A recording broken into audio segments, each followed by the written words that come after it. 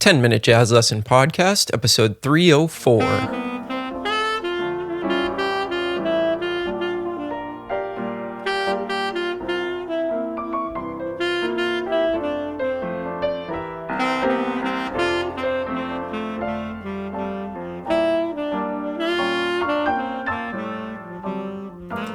Hey everybody, welcome back to episode 304 of the 10-Minute Jazz Lesson Podcast. Thank you so much for joining us yet again. And if you're new to the show, welcome in. We are very, very glad that you are here. So we are going to do our Lick of the Month episode. We're going to take a look at two great lines by the amazing, legendary Joshua Redman and dive into what makes them so great this week. So before we jump into the show, as usual, this is a listener-supported podcast, so I wanted to let you know that you can support us. We do not have advertisements on the show. Instead, we rely on listeners just like you to make a very small monthly donation, and in return, you do get PDFs and audio examples for every single episode that we put out.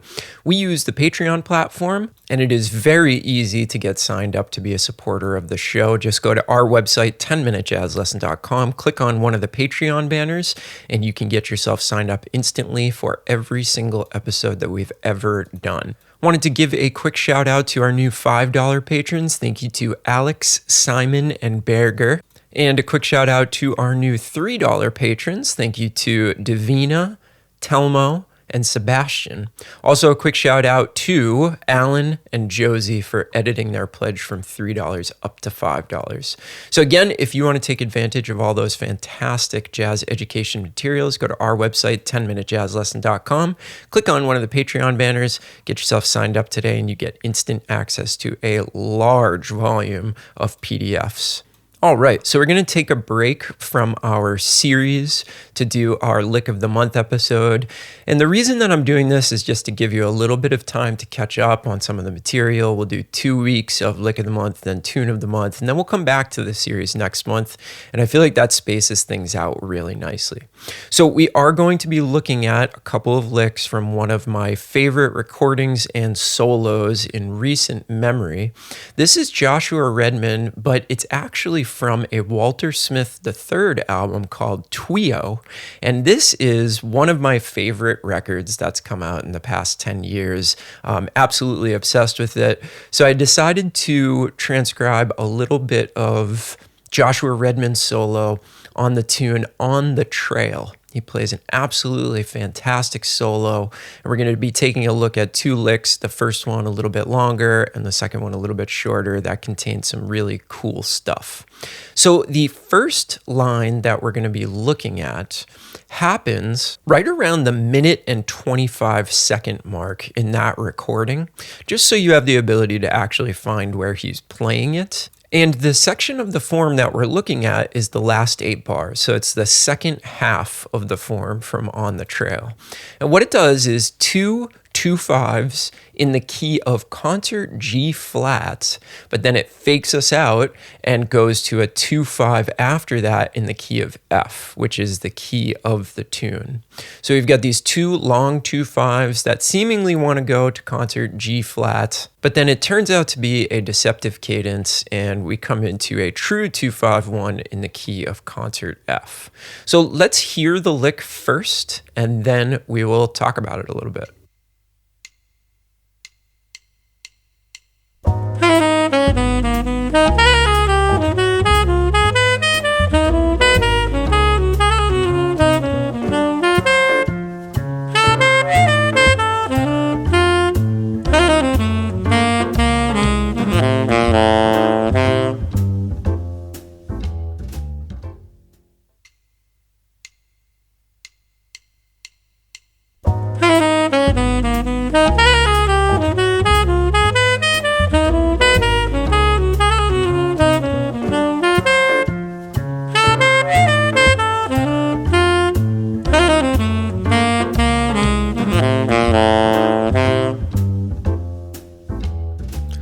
So you can hear a really, really interesting line. Now, I have included the first 4 bars of those 2 5s to the key of concert G flat, but that's actually not the part that I want to look at. Of course, there's a lot of great material in there that you can analyze for yourself and figure out what's going on.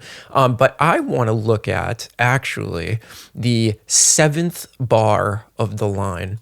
So that is the 5 chord before it goes back to concert F. And what I want you to notice that I think is really cool, that Joshua Redman just has this really, really great way of telegraphing the 1 chord before it happens. So what I mean by that is in a lot of bebop music, when the 5 chord happens, that's really the place to use all of the tension, right? And really, really get into the nitty gritty of that particular 5 chord. And then you resolve it right on the downbeat of the 1 chord. But what Joshua Redman does here is he's actually outlining the 1 chord while the 5 chord is happening. And this really harkens back to a little bit of an older school style of jazz, a little bit more of a trad jazz sound. So if you listen to the music of the 1920s and 30s, think like Louis Armstrong, Sidney Bechet, musicians like that, they'll do this a lot. So if we look at the content in measure 6 of this particular lick, what we see is that he's really just outlining an F major pentatonic. If we look at the notes that are happening there, we see that they are all contained in that F major pentatonic scale, and he's playing that over the 5 chord. So he's using these notes over that 5 chord. Again, all contained in the major pentatonic scale, and you can hear how nicely that leads into that 1. It's the logical place to go after that little phrase that he plays. So this is something that I want you to think about. You can actually, if you do it correctly with enough motion and the right sound, you can play the 1 chord over the 5 chord. And it's a great way to break up if you're just constantly playing a lot of tension and 5 chord stuff and really weaving your way through that 5 chord. It could be a nice break from that. Then what we see him do is he really, really outlines the 6 chord, that concert D7, but then in the next measure, he kind of does the same thing. He's really connotating the blues over that final 2-5-1. And we hear another phrase where he's largely just ignoring the 2 and the 5, and he's telegraphing that 1 chord. But what he's also doing is injecting a little bit of the blues sound. So he plays this phrase. And you can hear he's really leaning on that flat 3 in the key of F to connotate that blues sound. So that's what I took away from the first lick, is that it's okay to telegraph that 1 chord, and that's a really, really great way to just provide a little bit of relief from that really, really intense bebop sound. All right, let's go on to lick number 2. Let's take a listen, and then we will talk about this one.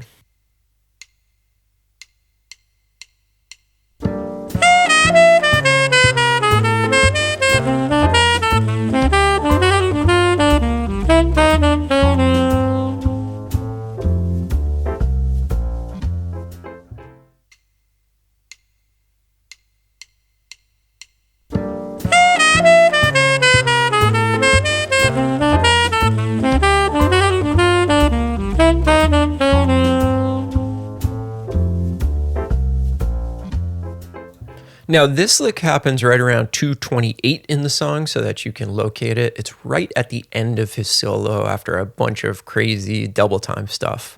So now what we're looking at is we're looking at the last 4 bars of the form. So we're really just looking at that 2-5 right into the key of concert F. All right.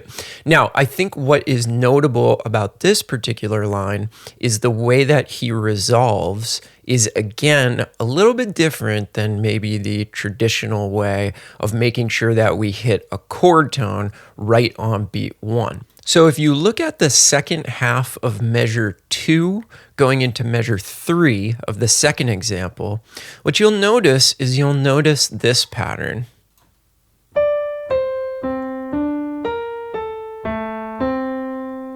And this is a really cool pattern, but what it does is he's playing the fourth of the one chord on the downbeat.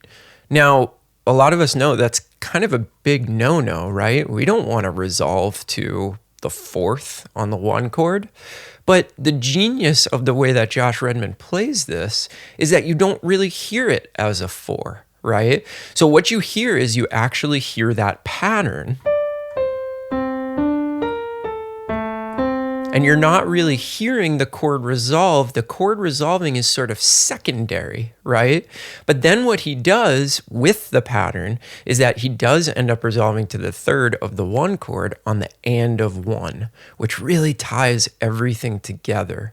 It's what you could call a delayed resolution, but I don't even think it is that. I think it's the beauty of that pattern that he's playing that really makes it effective.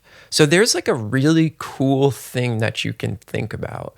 All right, if I want to break out of the rules of, having to play a chord tone on 1 and 3, what can I do to actually make that work? Because there's a lot of things you can do to make it work, but there's a lot of things that will just make it sound awful. So we can't just say, oh, well, if Josh Redman doesn't resolve to a chord tone on beat 1 of the one chord, then we don't have to either. No, it's a lot more subtle than that. He's really, really spent a long time working this stuff out, and a phrase like that pattern is one place where he doesn't really have to play a chord tone on beat 1. So maybe spend some time and use Josh Redman as an example of how you can think about innovative, new, good-sounding ways to break out of the rules for a second. If you're at that point, if you're not, stick to the rules and you can think about that later, okay?